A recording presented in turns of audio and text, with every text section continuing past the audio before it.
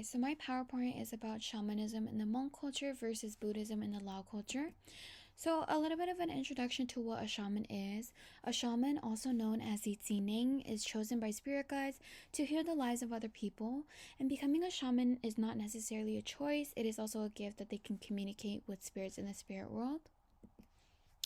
So, shamanism in the Hmong culture has been practiced for decades, and the rituals have helped the lives of so many. In shamanism, there are various ways that ritual can play a huge factor in someone's life. It can be performed to heal, celebrate, and also honor loved ones. A little bit of the materials for these kinds of rituals include monk clothes, finger bells, split horns, gongs, red cloth, animals, and also a bench. All of these items are used to ensure a safe, conscious procedure for the rituals that are performed.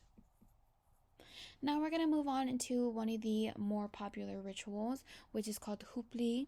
So this ritual can occur when the spirit of a body wanders off, and one of the most common reasons is due to being suddenly frightened.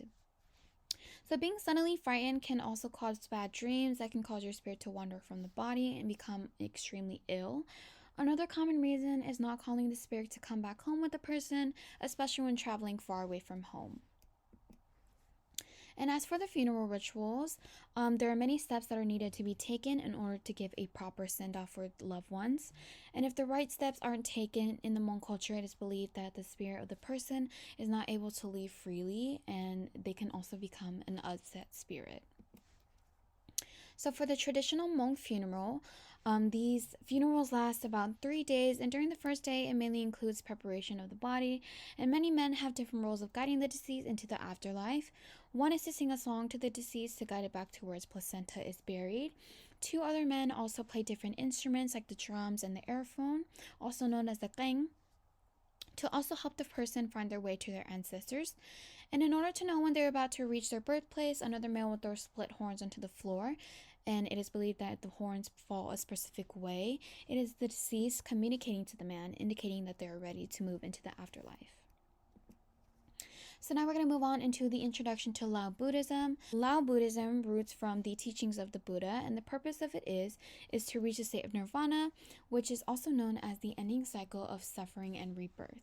The Lao people believe that if good people have good wisdom and also good actions that fulfill the teachings of the Buddha, it can lead the higher chance to enlightenment. So now we're going to move on into materials for the Lao Buddhism rituals as well. Similarly to the Hmong people, Lao people use sculptures, bells, bowls, incense, candles, and more. A lot of these materials are then used to become reminders of the Buddhist teachings that can also help focus and relax the mind during different kinds of rituals. Now we're going to move on to one of the Buddhism rituals, and this is called the Takbat.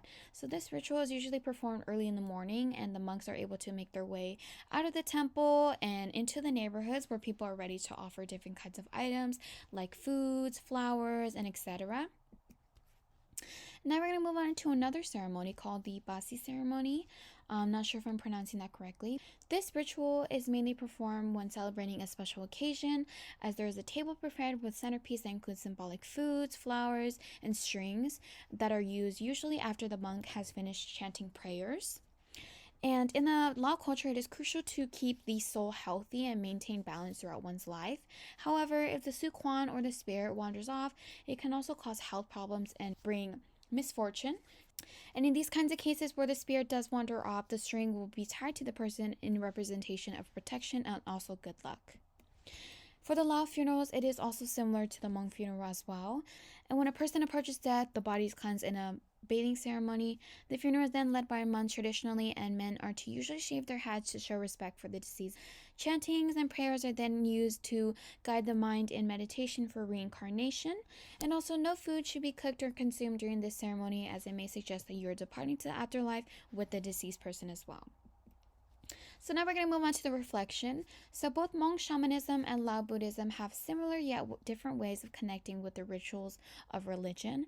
Hmong shamanism is worshiping ancestors and also animistic beliefs. Buddhist teachings are more focused on enlightenment. Despite the difference between the two religions, they both shape the lives of their followers spiritually through different ritual practices.